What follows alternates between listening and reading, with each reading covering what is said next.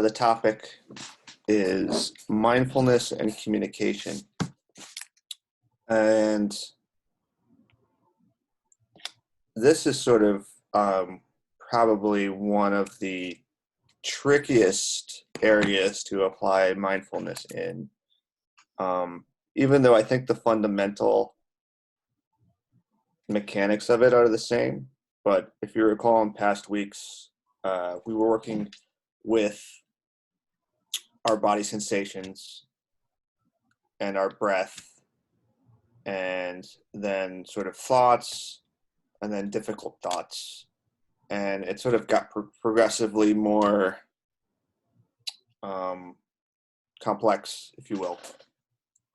And now, in addition to that, we have to deal with not only our own sensations that are arising and passing away and throwing us about. Now we have to deal with an entire other sentient being who's just as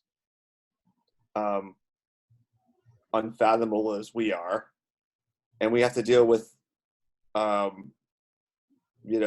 communicating with them and being mindful of that. It's sort of like, you just took our task and multiplied it. In some cases, we have to deal with groups of people. And I think this is probably one of the most useful areas to be able to apply mindfulness, and especially in this day and age. And if you look, you could go to any news website or any cable news channel and just see people doing the exact opposite of communicating mindfully. And so I sort of would like to just start off with the premise that what we're talking about is fundamentally the same thing as we've been doing in weeks in the past, but now we're just applying it to a different object of meditation. And in taking this practice and applying it to our communication, we're sort of changing our relationship to this dynamic in such a way that it gives us the opportunity to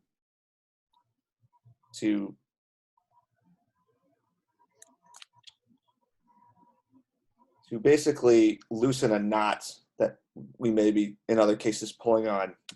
So one of the things I was thinking about today was during the Cuban Missile Crisis. So this is that sort of crisis when the world almost blew itself up because the U.S. and the Soviet Union were not communicating. And at one point, the Premier Khrushchev on the Russian side and Kennedy, they didn't have a way to talk to each other.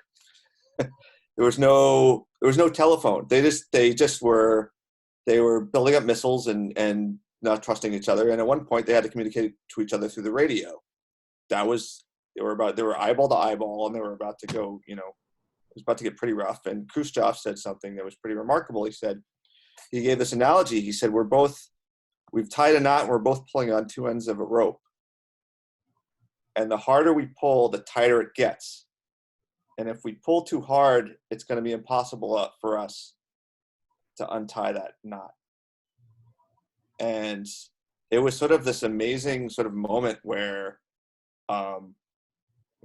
say what you will about ideologies and politics and things, but these two leaders realized that, hey, we got to change the way we're dealing with this, or things are going to go south.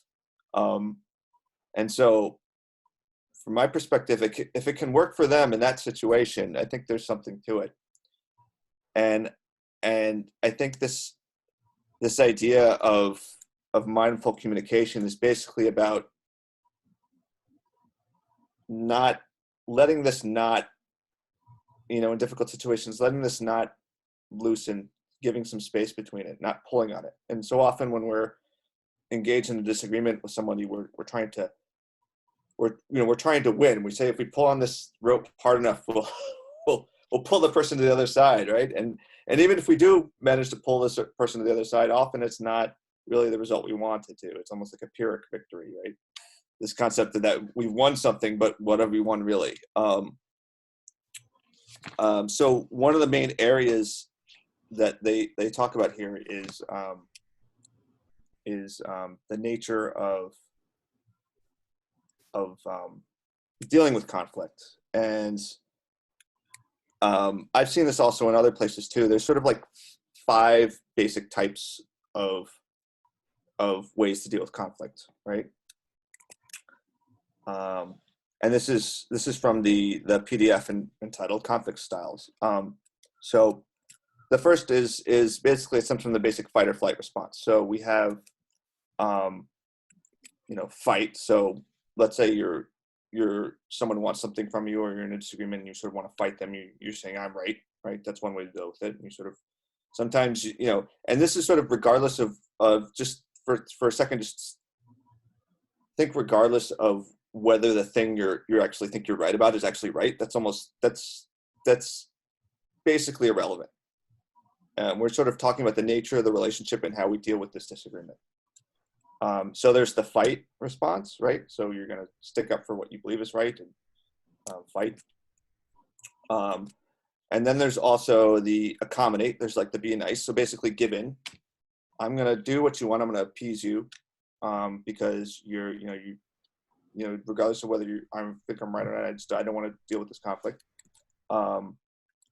There's the flight response. So more than just giving in, you're sort of just avoiding the conflict altogether, right? So we've been in situations like that where like, you know what, I'm not giving in, but I'm just going to put this off to another day, try to get out of the situation. So I don't have to deal with the unpleasantness of having to work through this, right?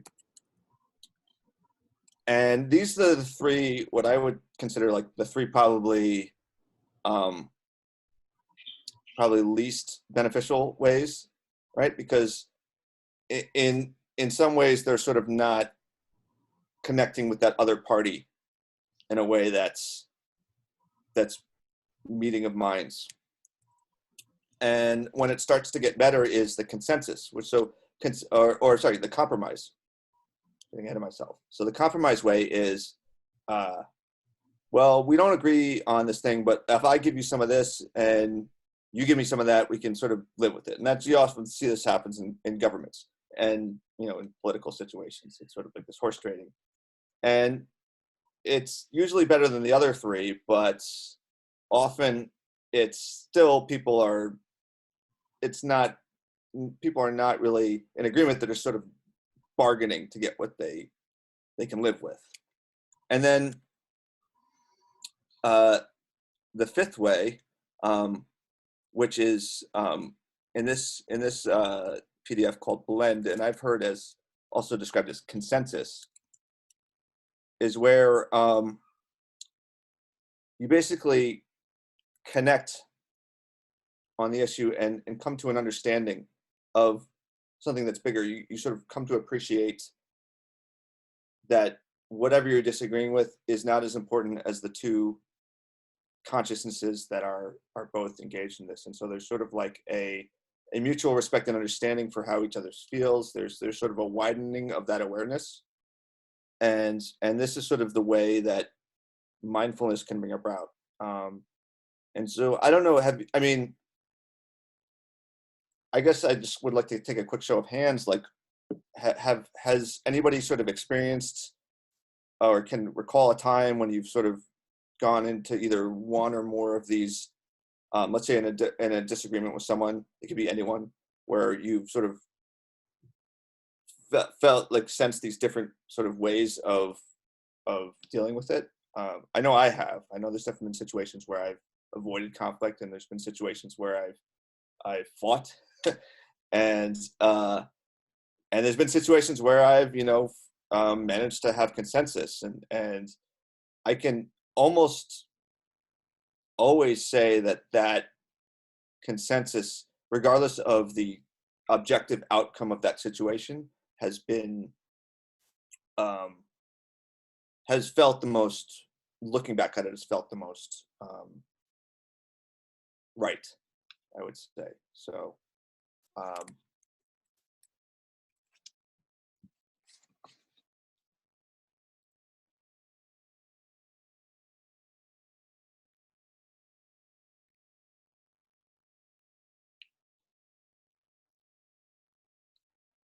So I think I don't want to go on too much longer because I'm sure people have a lot of thoughts of their own. Um, and I think the reading was pretty, I think conflict is something we're all pretty familiar with. So I don't need to explain it to you too much closely. But I think there was a lot of really good quotes. What some of the things, uh, Tara Brach, she sort of went into was this idea of bringing empathy into the situation instead of sympathy. So like, I feel like empathy is a really big component of this. Um, I feel like no matter what situation you're in with that, whatever disagreement, you can always leverage empathy. That's always sort of a tool in your situation. And I don't know if you've ever been in a situation where you've leveraged that and the other person is expecting, it's sort of like expecting like a boxing match, and or maybe you're expecting the boxing match and then the other person sort of pauses and just listens, and you're sort of like, well, what's going on here? Like, I thought we're supposed to be arguing. And it sort of just totally changes the dynamic. So I think and I can only speak to my experience, but for me, fundamentally, there's sort of an agendalessness with this mindful communication. Instead of trying to win an argument, we're just trying to observe what's going on, listening to the other person. In many cases, like, listening to that person can really just give enough space for some sort of consensus building to move forward. And I guess I'll just end with saying that one of the other quotes I found was really inspiring was that, like, in and I don't have it the person's name here, but basically they said, like, well, they lapse, right? So people always lapse. Like, you're going to come into situations where you have disagreements and you're going to sort of not be your most mindful. And even when you do, that's just something to work with. It's just a way to inspire. It's something to reflect on. So even when you do have a disagreement, because it's very difficult, it takes a lot of practice to be um, um, to be peaceful with communication, to be sort of take situations that are volatile and diffuse them. Even the Dalai Lama said, there's a part in here where the Dalai Lama, Dalai Lama's in the big crowd, and they asked him, "Did you ever get angry?" And he's like, "Yeah, I get angry all the time, but it's just not a problem. I just don't see it as a problem." So it's really not about not being angry. It's just about how you respond to it. And I think that's really the key, is that we're not trying to, like, suppress our emotions. We're trying to just observe them and be honest with them and not be reactive to them. And with that, I guess I'll just open it up to questions and comments. And thanks for listening. So, okay, so yeah, I have a couple people here. So yeah, so Sarah, I guess, do you want to comment maybe, if you feel inclined? So you said, I think I was talking about the natures of conflict. Do you have anything to share maybe about the different? Not a lot. I just agreed that I've experienced those different styles of trying to resolve conflict at one time or another in my life. So I think everybody probably has. And I thought it was interesting. I've always thought of compromise as being the healthiest way to deal with conflict, and their introduction of a new, what do they call it, of a more mindful way of approaching conflict, whereas they described compromise as you giving in a little bit but still losing something, and then but the more mindful type of way of resolving conflict is, I just read it earlier, but I'm blanking on it without. It's called blending. Yeah, they call it blending. Yeah, that's right. So it's just more about observing, having empathy towards the other person, and figuring out what they want in a mindful way, what you want, how can you both get what you want and not lose out on anything. I don't know. When I was reading that, I wasn't sure if I believe that was really possible in all situations, and it would have helped if they had an example, but I thought it was an interesting idea. Yeah. Story. That's a great point. It's a subtle distinction between consensus and compromise. Well, I mean, they call it blending. I've seen it described as consensus. So, I would say like compromise is almost like you're negotiating with a landlord or something, and you're like, okay, I'll give you this, but you give me that, and you're sort of like neither party is too happy about it. Whereas consensus is sort of like, you fully understand and respect and empathize with the position that the other person's coming with. And it's almost like the thing you're in the disagreement about is almost becomes deprivileged in that sense, and that you're okay. You're not attached to that outcome as much. That's the way I kind of see it. I think for everybody, it's sort of up to them to like how they I think it makes sense, like what you think you want. If you approach it from a consensus, from the consensus or blending method, then once you really listen to what the other person has to say, most likely you're going to realize that you don't have to be so rigid about what you want, and that what you want might actually change after really hearing the other person. Well said.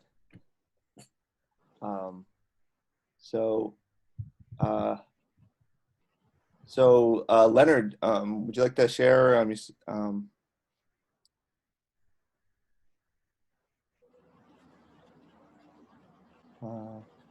Okay. I'll go next. Meryl. Meryl, do you want to share your question? Okay.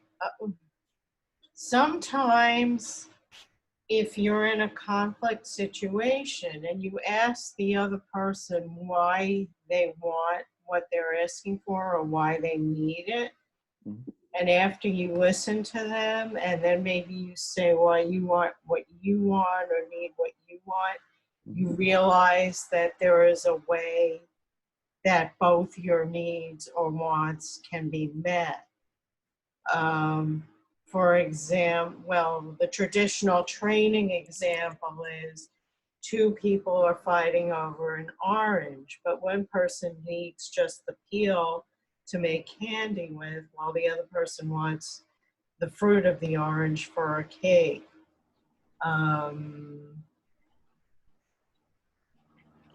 Right.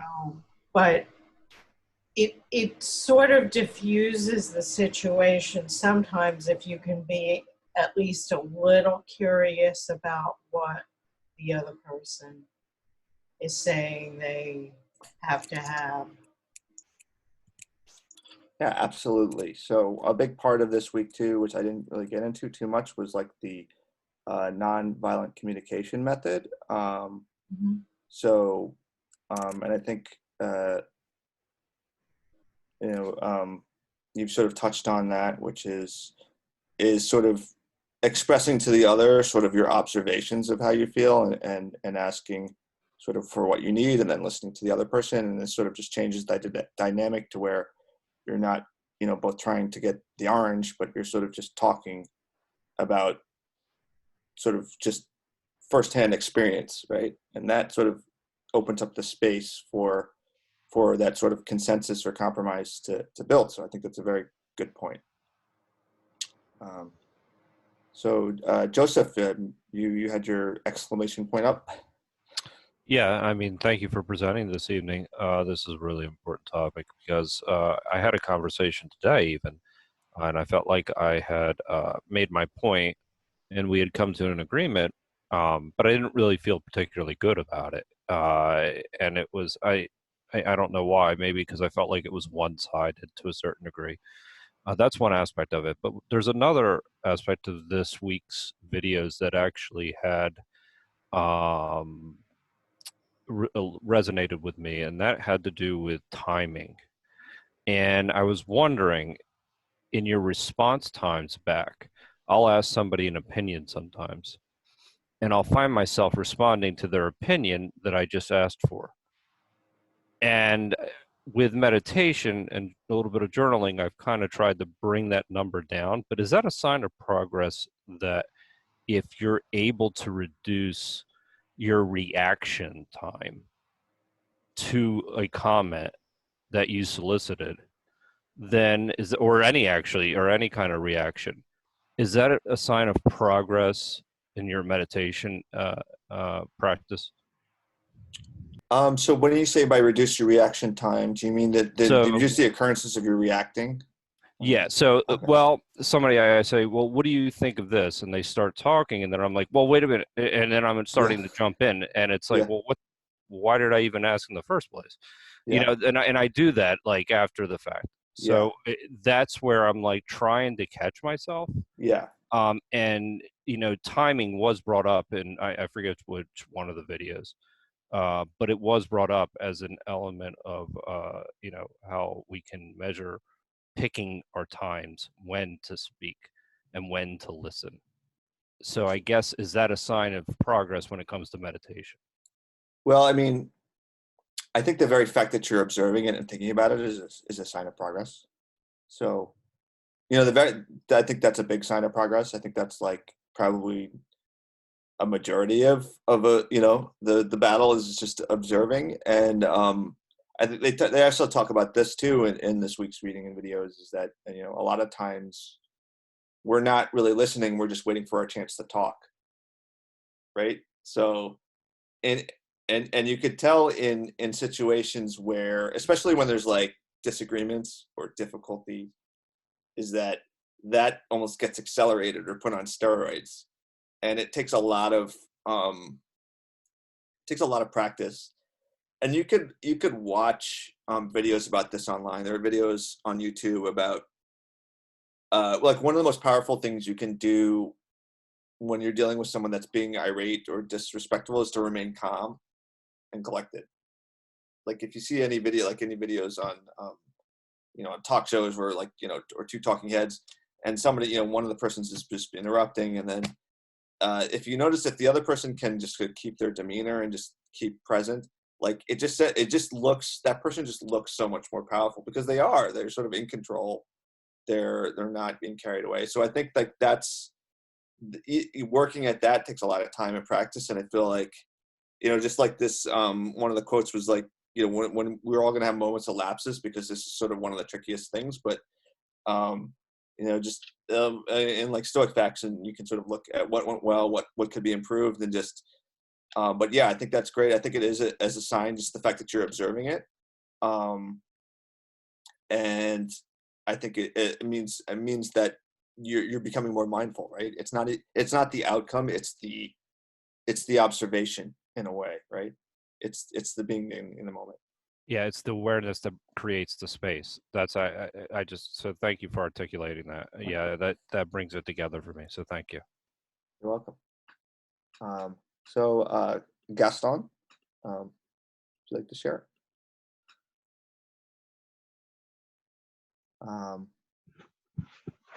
Hi, first time here. Welcome. Thank you. So I think you had a point. Space for the emotions.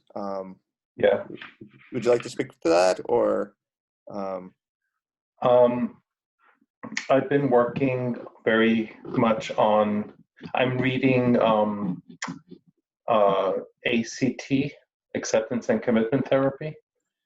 And I've been working very hard on diffusion, which I don't know if the language is different in the different models, but in the context of having emotions that can be upsetting or can pull me in or trap me in some way, and learning how to feel the emotions, but be able to accept it without getting either into a reactive place or into stuck place. Yeah, that's very well said. Yeah, I mean, it's very analogous. There's probably a lot of shared. I mean, it sounds very similar to sort of it's sort of feeling and not reacting, right? It's but there's all the sort of shadow of that is pushing the sort of like we're sort of think it's the initial, on first glance, it's like the Serenity Now method, right? Which doesn't work. But yeah, that's very well said. It's great. I mean, it's great to see also these therapies that are coming up that sort of are incorporating. So. Yeah, it's that approach to therapy is one of the mindfulness-based therapies now. That's very popular. I'm also a psychologist, but I'm a psychologist, but I'm also very much a client as well in the same ways. But with it's like similar to DBT, ACT. They focus on mindfulness, and it's not about serenity. It's in fact more about acceptance, both the good and the bad, both the joyful and the painful, and making space for it so that you can feel without it like hijacking you. Yeah, absolutely. I mean, I like to think that Buddhism was like probably like one of the first psychologies in a way. I mean, that's the sort of a lot of the, it just was around before. And it's really great to see sort of this consensus of disciplines arising. And with DBT, I mean, we've heard people have definitely brought up DBT before, and it's great to hear ACT. So thank you for sharing. It's great to hear. Thank you for inviting me to speak, because I wasn't sure of the format. So thank you. Yeah, absolutely. Yeah. So just again, people can put comments, and putting comments in the chat, or just put an exclamation point to raise your hand, and I'll go around and call on you. And if you don't feel like speaking, if you just wanted to like leave your words to be read, and we could leave it at that, that's totally fine. There's no obligation to speak, but you're of course more than welcome to. Thank you. I appreciate the environment you're creating here. It's very nice. Thank you. So Eileen, would you like to share your comment? Yeah, I had a personal experience with the nonviolent communication therapy. I chose to do that with my partner rather than, a psychologist. And it was impressive. I have to say that it was no way it was about my mind, making up the talk. So it wasn't a dialogue, it was really feelings. And to learn the language of feelings, which was always my hardest thing, because I would hesitate, because I didn't want to say, I'm sad, I'm depressed, I'm this, I'm that, because there's nuances, and I want it to be exactly right. So I would end up not saying anything. I kind of like need to walk away. So the good side of it was easier to say, well, what is it you really need? Because that was like stop somebody from yelling at you, because it sounds very concerning, and that works. When you ask somebody, what do you need? I mean, that kind of stops any yelling or things like that. The only problem I have understanding how it works, it feel like if I'm initiating this awareness level of feelings, I feel like I'm the facilitator of this dialogue. And, let's say the person's not aware of what I'm doing. Yeah. I'm not sure it could, really move along like you would like, unless they're being really honest. Right. So that, I don't know if anybody has experience with that side of it. The two people sharing that awareness level. Yeah, I mean, that's a very good point. And I think it's pretty rare when, both parties are licensed practitioners of nonviolent communication. It's often, right, the nonviolent communication, usually when it really needs to be employed is when the other, well, let's just assume like the other person is not necessarily a student of the technique, and almost like I feel like a lot of this technique is not really doing it with the goal of, let's say the ideal of outcomes, but in really preventing the dystopian, the most dystopian of outcomes, almost, like pretty diffusing a situation. So that's a very good point. I think it's absolutely true. It's very easy to be nonviolently communicative when the other person is being nonviolently communicative, but what do you do when the other person is, just out of sorts? And I think I think it's difficult. And let me just add one thing. It was Yeah. really presented as a form of mediation. Yeah. The therapists I was the client, and so was Yeah. my partner. They were mediators initially for like divorce in court. Yeah. And they took this up as a kind of a move on thing. And so it's a technique, I would say, to communicate, which works very well when it works, yeah, or when you use it. That's great to hear, and thanks for sharing this. You know, the proof is in the pudding.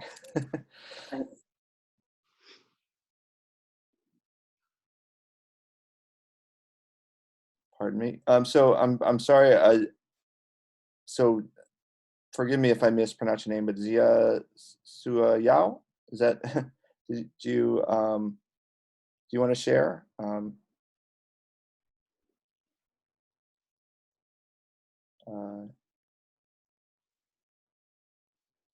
Zia. Hi, John. I'm back. Yeah. Hi, Shrikant. Do you want me to handle the Q&A? Sure. You're doing okay. I'm in. Yeah. I mean, I'll let people can throw virtual tomatoes at me if they want Shrikant to take over. Okay. But I'm happy continuing on. Okay, please continue on. Okay. Just love So Zia, I'm sorry. My apologies again. Zia, would you like to share? You say it has nothing to do with meditation. We would love to hear your thoughts. Okay, so anyway, this person says that it has nothing to do with. Hello? Her speaker's not working. Oh, okay. Yeah. So she says that it has nothing to do with meditation. Yeah, it's often like it's meditation is a practice, right? And this is sort of like a mindfulness technique. They sort of work in the same area, but they're sort of, it's a bit ambiguous where you stop meditating and you start dealing with the world. What I can say is that if you meditate, you're probably will have more mindful communications, and if you have more mindful communications, you'll probably have more peaceful meditation. So I think everybody has to decide for themselves like what works for them. And I think that really one of the things that sort of has helped me in my journey of meditation is to not get too caught up in definitions and semantics, because after all, these are all concepts, and really meditation and mindful communication or what have you are there as tools for us to be human beings and not human doings or human conflictings. So, but I think you should question everything and be discerning and make sure you understand for yourself and see it for yourself firsthand experience. So please continue to share your questions, or if you think something is not quite, right with you, then please do share. We welcome like all feedback. So Jim, so would you like to share your thoughts? Yeah, so my comment is relevant to the last question too, because one of my takeaways this week was recognizing how some of the skills that we're learning through meditation apply to communication. So, for example, recognizing your own emotions and body felt feelings, as you're having a conversation, recognizing when you're kind of moving into a flooded state or something, and just recognizing it as the onset of emotion, so that you can kind of take a step back and separate your reaction, so that you can have a proper response to it, or choose to have a timeout if that's appropriate in that case. But also recognizing how you might be in your own mind trying to build a response. So your mind is racing away at what am I going to say next, versus just truly listening mindfully. So just how in meditation we begin to recognize when thoughts are appearing, and how to refocus on the present moment. And the same thing can happen in a conversation where you catch yourself, oh, I'm starting to plan my next response, or I'm moving into defensiveness, or I'm coming up with some other excuse for my behavior, or whatever the case may be, rather than actually listening, right? And kind of like the Brene Brown animation that I really enjoyed, recognizing the difference between sympathy and empathy. Am I just being sympathetic, or am I being empathetic? And so these recognitions are all part of what we kind of learn how to do in our own mind. And now we're applying it to a situation where we're in conversation with another. Well said. Well said. So, Brian, would you like to share your thoughts? Yeah, sure. I can contribute a little bit here. I took some notes. So a lot of the discussion made me think of balance, and you can always tell when an argument or a discussion is out of balance when it's one-sided. With Merrill's orange example, looking for win-win outcomes, I think, is a good approach. In my work, I'm always looking to maintain win-win results, regardless of the outcome, which is always uncertain. So dealing with uncertainty is another element here. You never know, sometimes you never know what's going to happen. Very fundamental issues here, similar to past meetups we've had, where in order to improve upon results of any circumstance, you must be aware or mindful of the parts. So that's what we're doing here. We're breaking down the parts and becoming aware of them, or recognizing them, like Jim said. So these are things that must be cultivated, worked on. We're all human and prone to faults. So these things don't come easily and require patience. Bias is another element to all this. Recognizing your own biases and how they're affecting your communication with other people. And so that's another thing you can become aware of and make you a better communicator. That's all. Thanks for sharing. That was great. I just have a quick question. How many people have been right before? Just a quick show of hands. How many people have been right? How many people have been wrong before? Really? A few more hands. I've never been wrong. I don't know. So I think that's sort of like getting to your point about bias. It's like, I think with arguments or disagreements, there's sort of like we come in with this bias that we're right. And it's like one of the hardest biases to get past. And I think really key is like and it's really hard to do because sometimes people are doing things to us that are just, beyond the pale. And it's really hard to detach from that. But it's really, I think in changing our relationships with that is really a lot of the way to become more peaceful. So let me go to Sanjay. Would you like to share your comment?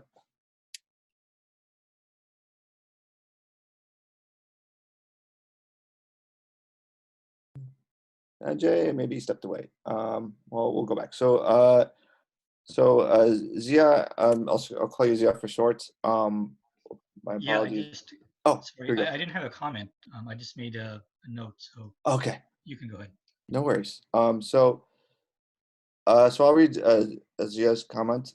So psychology is very depressing when you have so much emotion. You start thinking backwards and looking at the other aspect, comparing with your own feelings, which will complicate you even further and drive you nuts. So keeping things simple and don't overthink. And no worries for not having a speaker. Text comments are just as valid. So there is this sort of right. So sometimes in psychology, there's this sort of notion or idea that like we can get what's the word this pathological, right? So we're just thinking about what's wrong with us, and I don't think psychology is that really. I'm sure the psychologists here would disagree with me vehemently, and I don't think it's that. I think it can be.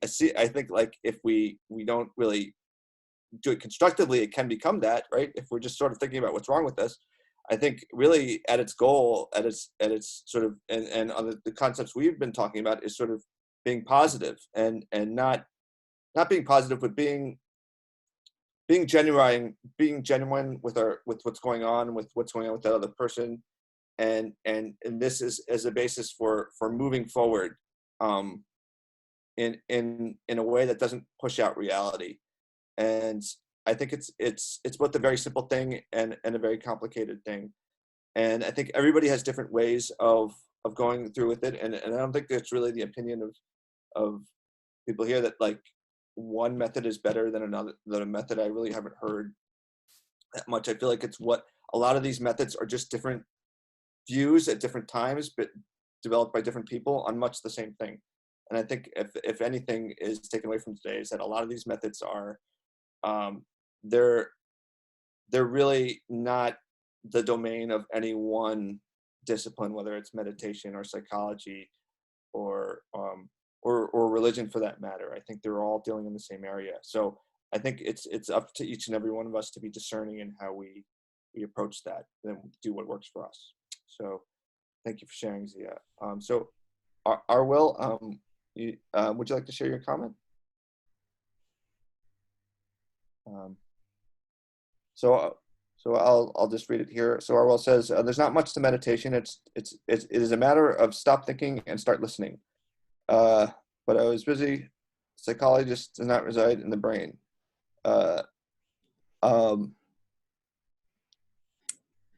So, right. So I think you said it very well. It's like, it's to stop thinking and start listening. I think a lot of what the themes that we said today is really just really sort of poetic ways of saying, just listen to the other person for a bit.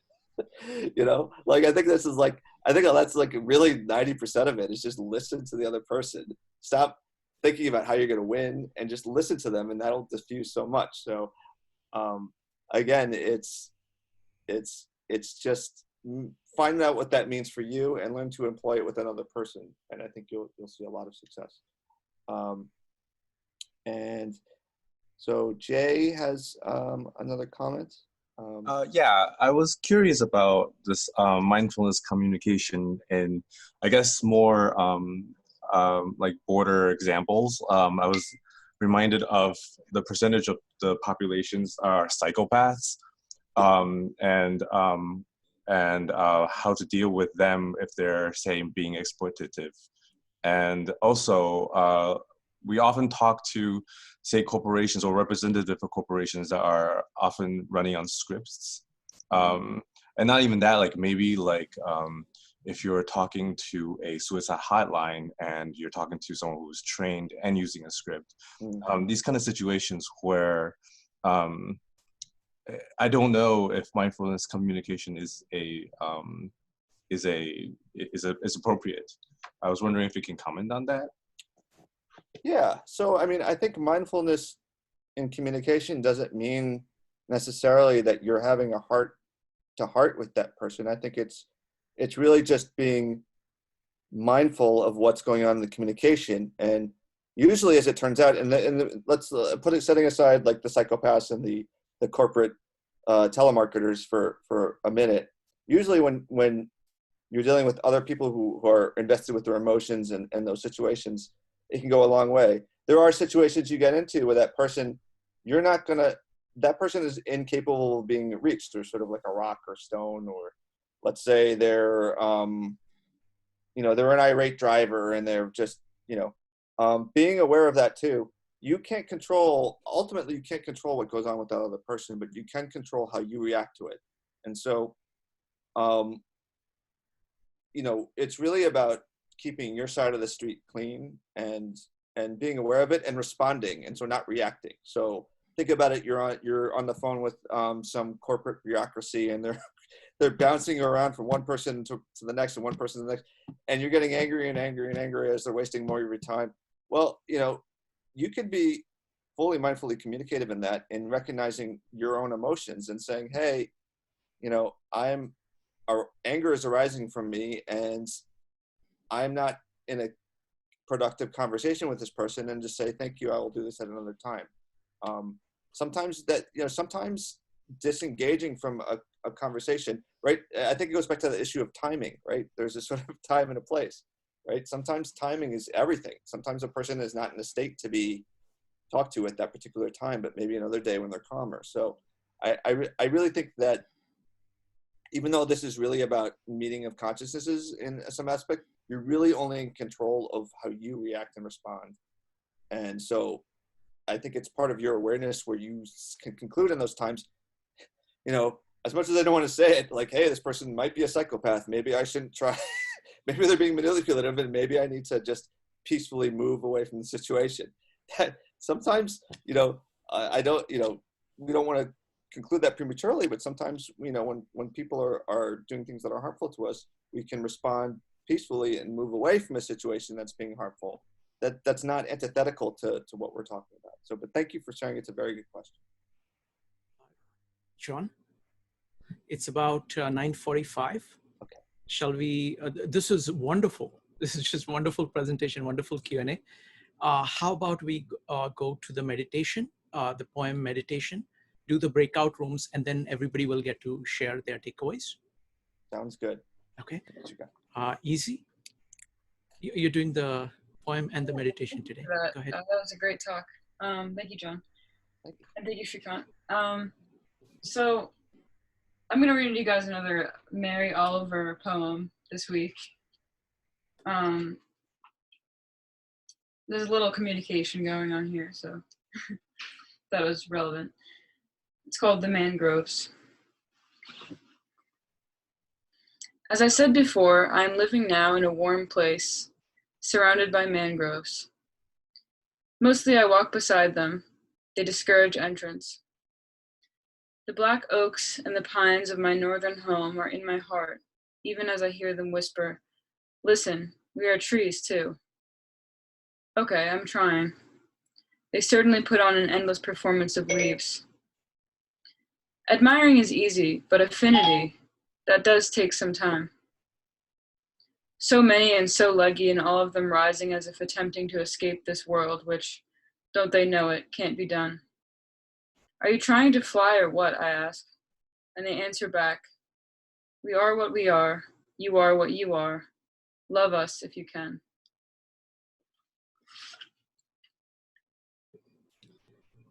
Thank you. Okay, so I'm going to lead you guys in a 10-minute meditation.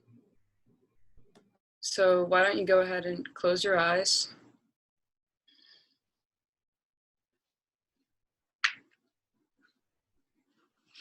Notice your breathing.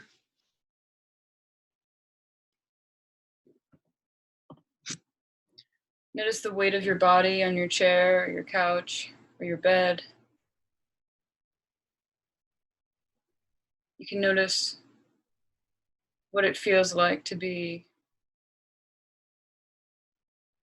held down by a gravitational pull.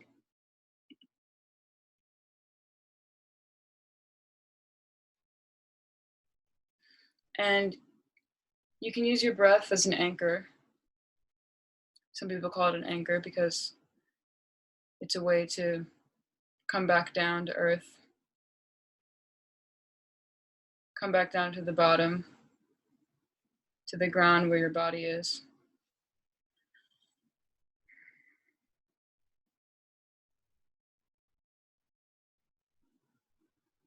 So we follow the breath.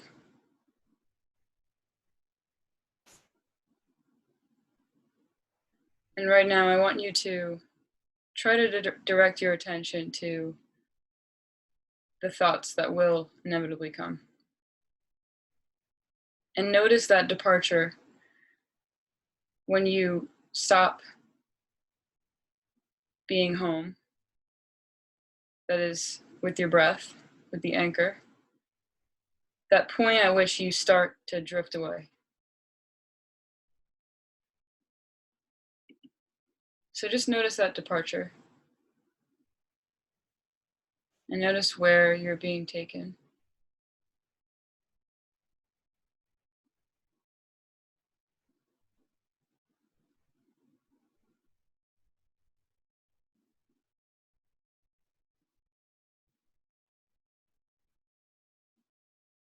You might have gotten pulled in. And notice this. When you notice this and come back to the breath,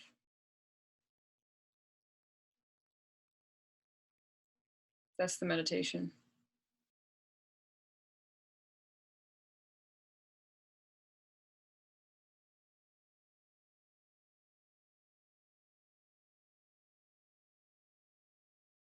You can even lightly label the kinds of thoughts that pull you in again. Do you feel resistance? Do you feel judging self or judging other? Is some fantasy of the future coming up? Maybe a fantasy conversation with someone?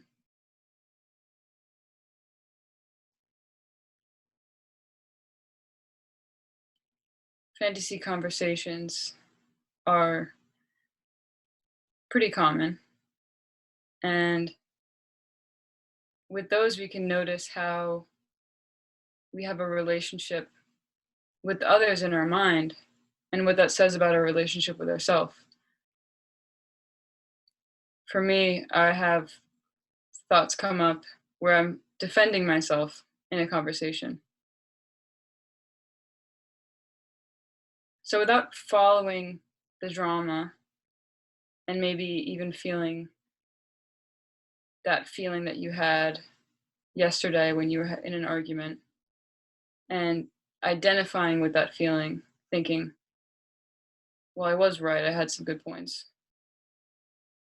Try to just notice just that bare feeling of feeling the need to prove yourself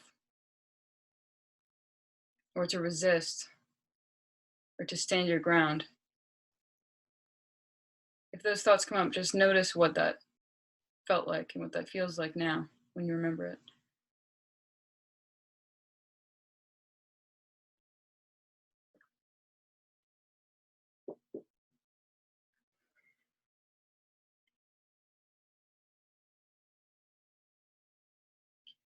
If you have trouble coming back to your breath, you can come back to your hands. Maybe you're holding your hands in your lap.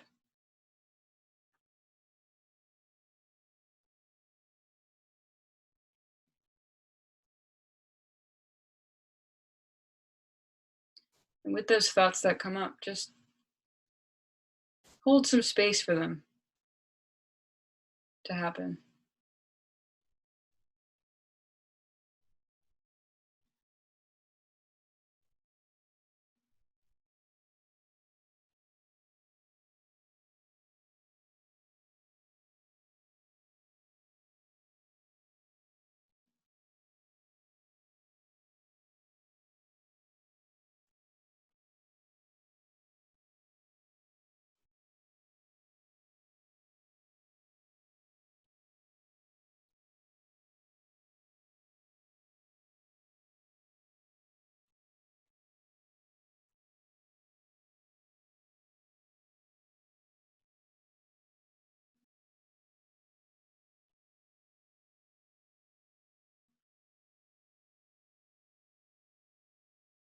You might be fighting with yourself.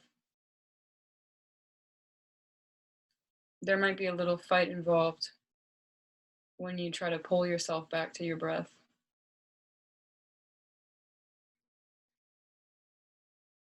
And again, try to just notice that fighting, that's there.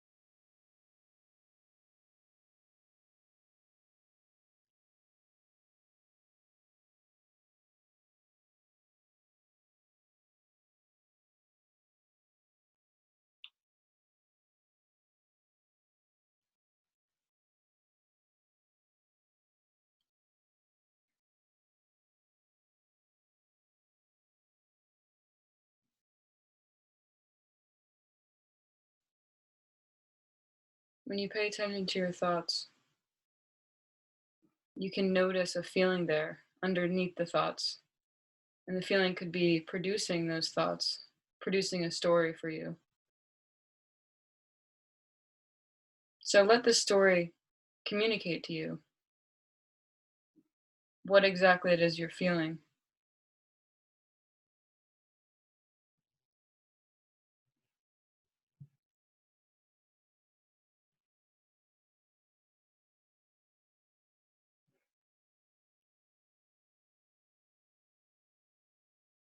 And then for these last few minutes, just stop meditating. Let yourself be. No more efforting.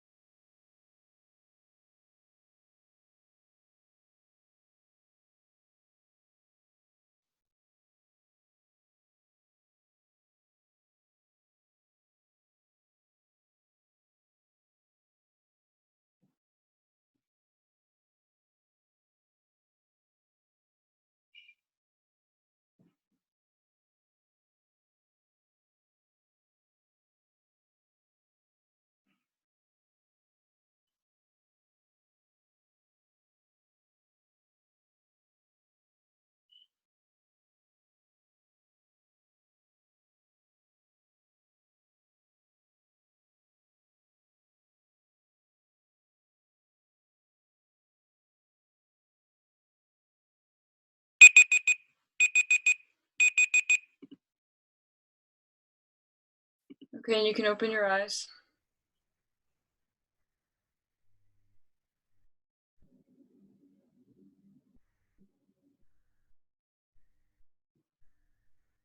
Thank you, everyone. Thank you, Izzy. And thank you very much, John.